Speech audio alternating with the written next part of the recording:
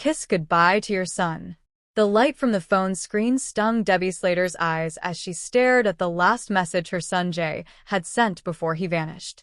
A blurry video, a half-laugh, the Spanish sun blazing behind him, and then nothing. No texts. No calls. Just silence, heavier than the ocean surrounding the island of Tenerife. It had been 3 days.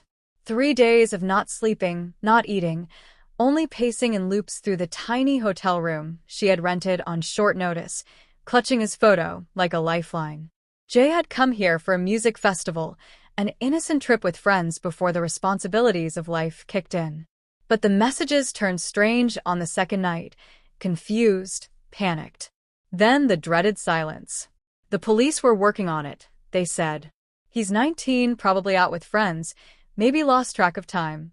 He'll turn up, they told her, like he was a misplaced backpack. But Debbie knew her son. Jay didn't just disappear. Especially not after that message. She had received it at 2:47 a.m. A Snapchat. There was no video. No emoji-laced text. Just 7 words scrawled over a dark, grainy background that barely looked like anything at all.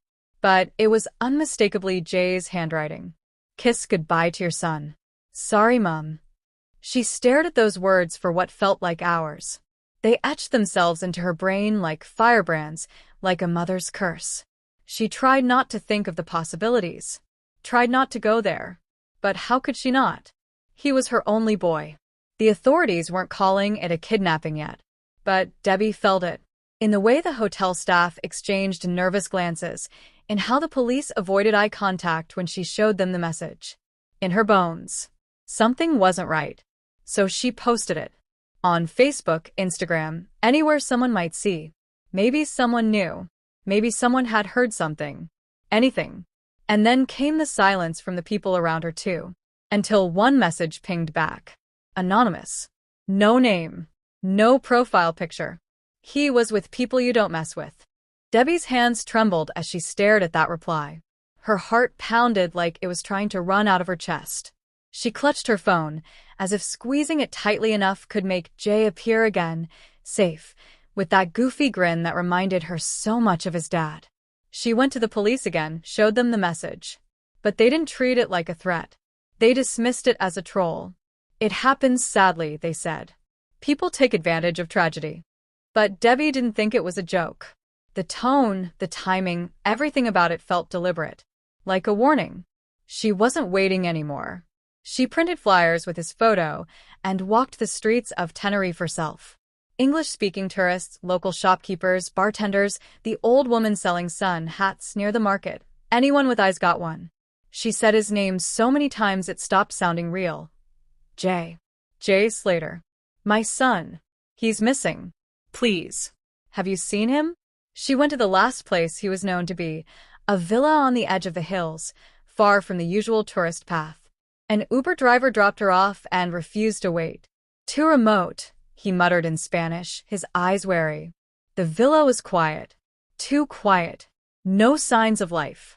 She knocked on the metal gate until her hands hurt. Nothing. But someone had been there. Empty beer cans. A crushed cigarette still warm. She snapped photos. Every detail might matter. As night fell, the loneliness returned. But it wasn't just loneliness. It was dread. The kind that builds behind your ears and slithers down your neck like ice. That night, another message came. Stop looking. He made a mistake. Debbie stared at the words, heart pounding, lungs locked. This wasn't trolling. This wasn't coincidence. She took it to the police again, demanding action. They promised to trace it. They didn't promise to find Jay. Back at the hotel, she finally broke down. Not the polite kind of crying you do in front of strangers. The ugly, animalistic kind.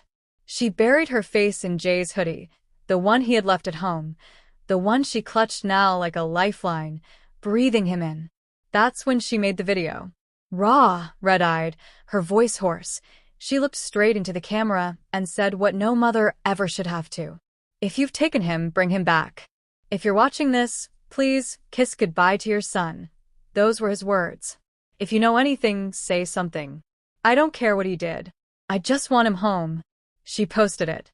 It went viral within hours. Hashtags. News articles. The world watching. But Jay was still missing. 1 week now. And then something happened. A boy, roughly Jay's age, was found wandering near the northern cliffs. Confused, exhausted. He didn't speak much English, but he kept saying something over and over in broken Spanish. The English boy. They took him. Debbie drove to the police station as fast as she could. She wasn't allowed to speak to the boy. Not yet. But hope, for the first time, dared to peek out from behind her fear.